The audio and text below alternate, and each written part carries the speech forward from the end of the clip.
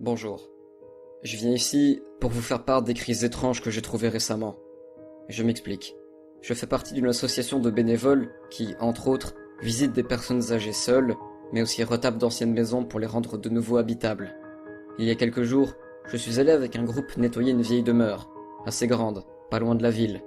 En entrant dans une chambre de l'étage, j'ai remarqué sur la table de nuit 3 feuilles, visiblement arrachées d'un cahier, et un cahier plus petit, ouvert à une page.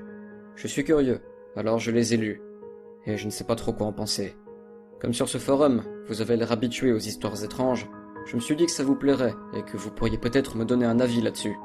Je ne sais rien des anciens propriétaires. Même l'association est incapable de retrouver la moindre information sur eux. Comme ce n'est pas toujours très lisible, je vous les ai retranscrites. Première note. J'ai fait un cauchemar. Cela faisait très longtemps que je n'en avais pas fait.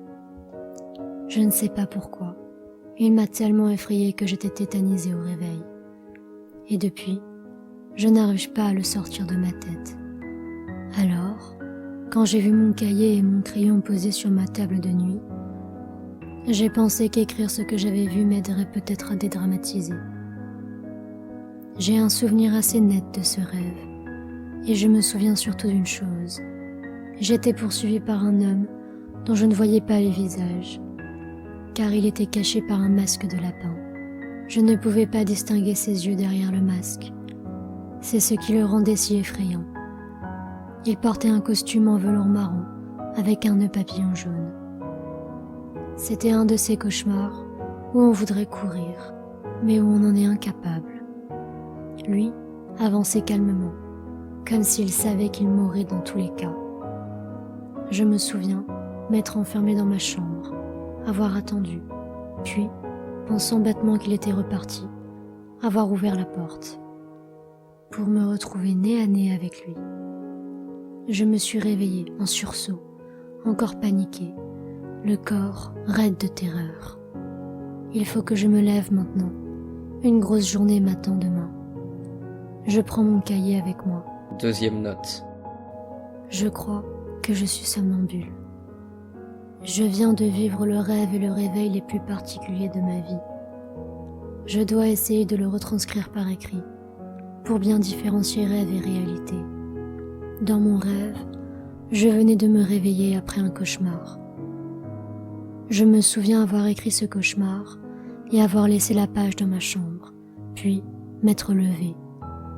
Mais en sortant de ma chambre, j'ai fait quelques pas avant de voir en face de moi, au fond du couloir, l'homme de mon cauchemar précédent, le même masque de lapin, le même costume de velours.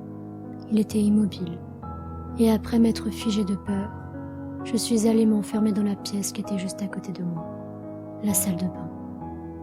Mais en voulant avancer vers le fond de la pièce trop rapidement, je me suis pris les pieds dans le tapis, et je suis tombée.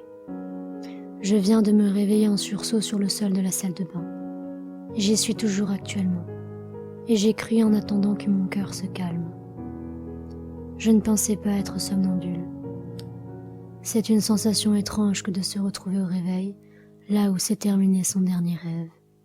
Il faut que je sorte maintenant, et que je me reprenne.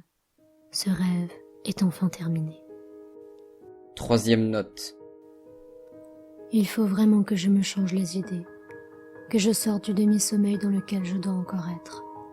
Ce rêve étrange, duquel je me suis enfin réveillée sur le sol de la salle de bain, continue à me poursuivre. Je suis à la table de la cuisine, un café devant moi. Je sais que c'est faux, que c'est le contre-coup du cauchemar, mais il faut que j'écrive ce que j'ai vu. Il y a 5 minutes, quand je me faisais un café, j'ai levé les yeux sur la porte du placard en verre au-dessus de la machine. Et j'ai vu son reflet dedans.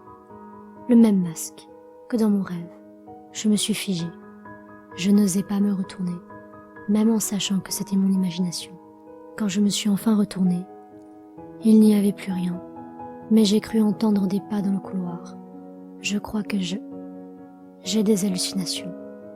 Je viens de le voir à nouveau dans le reflet de la fenêtre en face de moi, Je me suis retournée tout de suite. Cette fois, j'étais sûre de le voir derrière moi. Mais il n'y avait personne, bien sûr. C'était qu'un rêve. Mais j'en garde des images qui ressurgissent. Jamais un cauchemar ne m'avait fait ça. Je garde une sensation de malaise. Et j'ai l'impression d'entendre des pas dans l'entrée. Il faut que je reprenne courage et que je sorte. Je vais aller m'aérer l'esprit dans le jardin. 4e note. Ça n'était pas un rêve.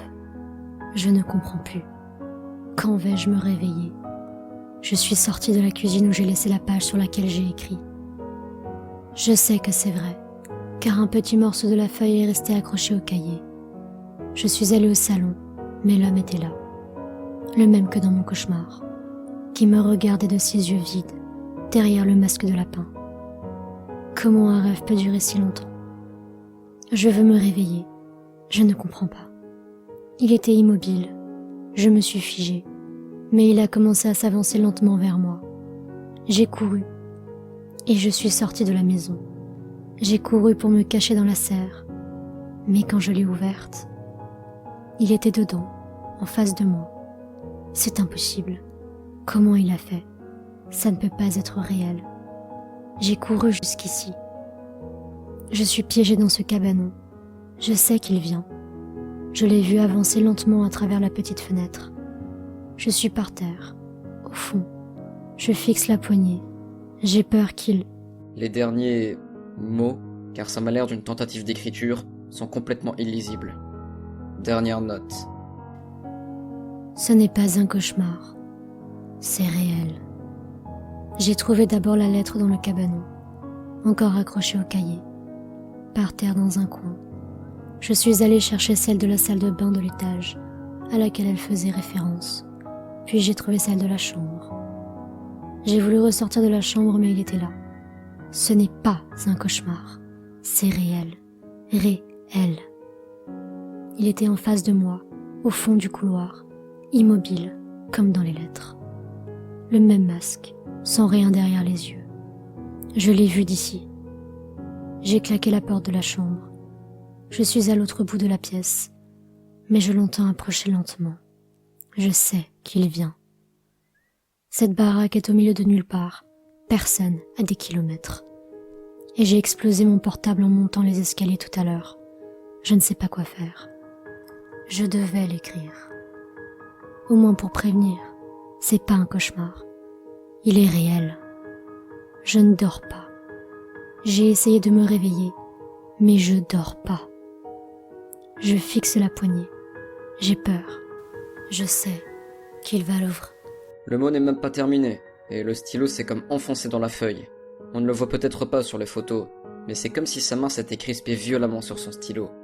Après avoir lu ça, j'ai pris les feuilles, et je suis parti rapidement de la maison, en prétextant me sentir mal. Je ne veux plus y retourner. Mais je crois que la peur me donne des hallucinations. Hier soir, pendant une visite chez une vieille dame, j'ai vu, posé sur un meuble, un nœud papillon jaune.